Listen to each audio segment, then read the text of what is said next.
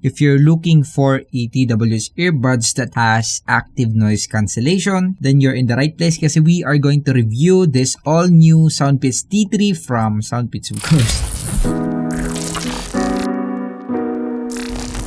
Before we start, just a short message from our sponsor.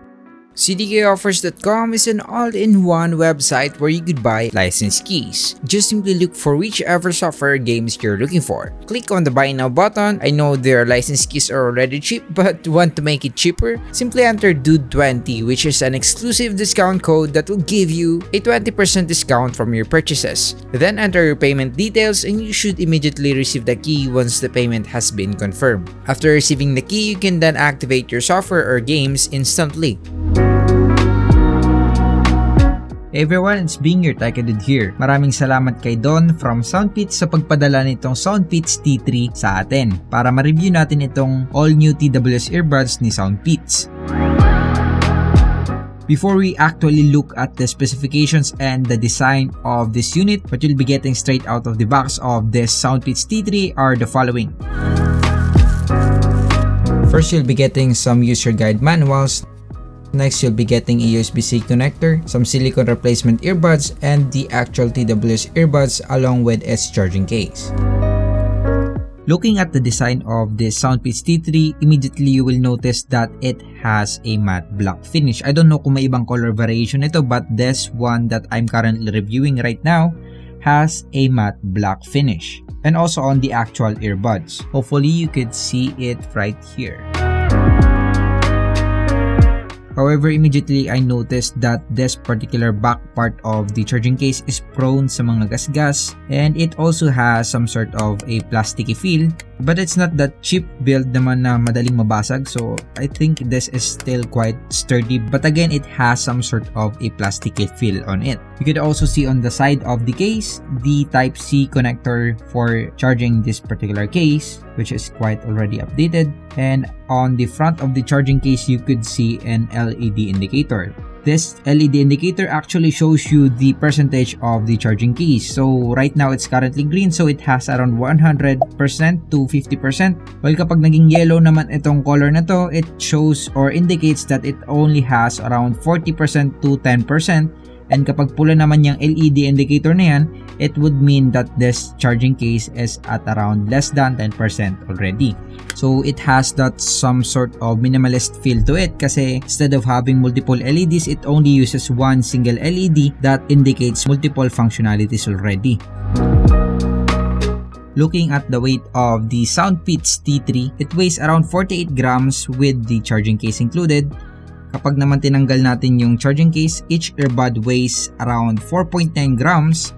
Kapag yung dalawang earbuds naman, it weighs 9.8 grams. The charging case of this particular earbuds is also magnetic, so if you put it back on the case, it should magnetically go back to its proper charging position. Enough with looking at the design of the Soundpeats T3, let's now talk about the major thing that changed on this particular TWS earbuds. So if you have or you already know the older model of this TWS earbuds, which is the Soundpeats T2, that model of Soundpeats actually costs even higher compared to this newer model of Soundpeats. And the reason for that is that magkaiba sila na active noise cancellation. Before I actually talk about the active noise cancellation feature of the Soundpeats T3, if you don't know it yet, there's two ways to actually cancel out noise, which is the passive noise cancellation and also the active noise cancellation. Kapag passive noise cancellation, usually pag maganda lang yung pakalapat nung form and design ng earbuds or earphones or headsets, usually nagkakaroon ka ng seal between sa tenga mo and the outside environment, kaya nababawasan yung noise that is ongoing or on your background. Kaya naman nagkakaroon ng some sort of noise cancellation, hence the term passive noise cancellation. While the active noise cancellation actually emits a frequency that is opposite dun sa noise that is detected on the background. And in result, nagkakaroon siya ng cancelling effect, kaya naman it results to the noise being cancelled out when you are already hearing the output of the earbuds or earphones. This Soundpeats T3 actually uses the so-called feed-forward active noise cancellation, while the older model or the predecessor of this particular model uses the hybrid active noise cancellation. I won't dive deep on the difference between the two, but to sum it up, yung hybrid na active noise cancellation is usually more expensive and complicated, but is actually able to perform better on different circumstances and scenarios, while the feed-forward active noise cancellation is actually cheaper to build, but it's only limited to blocking certain frequencies.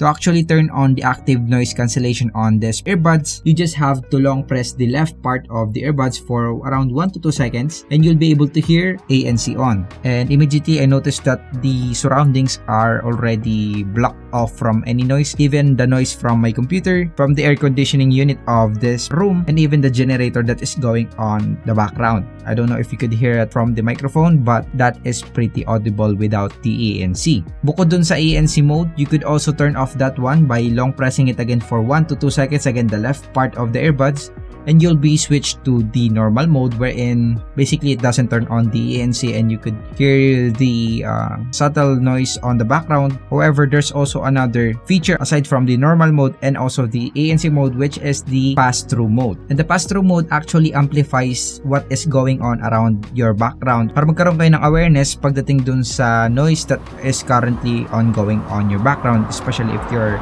driving, if you're walking, if you're jogging. You could hear the noise or the chatter in the environment or the cars that are passing by, so you are more aware on your environment. I also noticed that if you turn on the pass-through mode, you are more prone to wind noise. Let's now go ahead and take a look at the mic quality of this TWS earbuds. This is just a short audio test to test the audio quality or the mic quality of the Soundpeats T3 while it is directly connected via Bluetooth on my computer right here while it is recording on my Adobe Audition app. Pagdating naman sa audio quality or sound quality nitong TWS earbuds na to, which is the Soundpeats T3, I noticed that it prioritizes more on the higher frequencies and the vocals on the music, and it is also able to perform a powerful mid-bass. However, pagdating dun sa mga sub-bass, it's not that deep and powerful, but it's just quite decent enough to add character on the Soundpeats T3. Pagdating naman sa battery life, it says here that it is up to 16 hours of playtime. But actually, when I tested this one with the ANC mode, it only lasted for around 4 hours and around 5 hours kapag naka-turn off yung ANC. So I guess this rating already includes the number of charges that you can get out of this particular charging case. And it's not the actual runtime of the earbuds alone on a single charge. Pagdating naman sa moisture and water resistance, this earbuds is only rated as IPX4 or splash resistant. So, ibig sabihin hindi siya waterproof, so don't submerge this one. However, siguro yung mga pawis and just a minor drips of water will not actually damage the earbuds itself. Overall speaking, I think the Soundpeats T3 is a bang for buck TWS earbuds, especially if you are looking for a budget one that has already an ANC feature built in on it. However, I think it's not worth the upgrade, especially if you bought or recently bought last 2021 the older model of the Soundpeats T2, and if you're planning to upgrade on the Soundpeats T3, actually don't do it because you might be actually downgrading your TWS earbuds. Instead of having the hybrid active noise cancellation, you might only be getting the feed-forward active noise cancellation. However, don't take that negatively kasi I think the feed-forward active noise cancellation is underrated, so I think it performs quite decently well, especially given its price bracket. It is able to significantly remove a large portion of the noise that is already ongoing on our surroundings, so I think that's still going to be useful and really appreciated on this model. So that concludes my review on this Soundpeats T3 TWS earbuds. Leave me your comments down below and let me know your thoughts with this new TWS earbuds of Soundpeats, the Soundpeats T3. Again, it's your TECHY here. See you in my next tech videos.